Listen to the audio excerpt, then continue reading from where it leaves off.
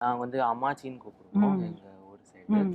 So அவங்க வந்து எனக்கு ரொம்ப பிடிக்கும் ஆக்சுவலி. என்ன ஸ்கூல்ல சின்ன வயசுலேருந்து அவங்க தான் கூட்டிட்டு போறதா இருக்கட்டும், ம். லஞ்ச் பிரேக்ல வந்து சமைச்சு கொண்டு வரதா இருக்கட்டும், அவங்க செய்ற நெறைய சாப்பாட வந்து நான் ரொம்ப விரும்பி சாப்பிடுவேன். ஸோ அப்படி ஒரு இருக்கும். இப்போ கரண்ட்டா அவங்க இல்ல. She is actually past away. But I really miss her so much. So அவங்க கிட்ட வந்து நெறைய விஷயம் நான் ஷேர் பண்ணுவேன் மேம். அதாவது ம். பேரண்ட்ஸ் கிட்ட சொல்ல சொல்ல முடியாத முடியாத நம்மளோட விஷயம். நெறைய சீக்ரெட்ஸ்லாம் இருக்கும். அது எல்லாத்தையும் நம்ம எங்க போய் சொல்லுவோம்? நம்ம நேரா போய் எங்க அம்மாச்சி கிட்ட தான் போய் சொல்லுவோம். அதே மாதிரி அவங்களும் அப்படிதான். இந்த மாரி வந்து ரூ. 100 அவங்க வச்சிருப்பாங்க. வச்சிருந்து ம். "தம்பி சொல்லாம வச்சுக்கோ, அம்மா சொன்னா திட்டும்."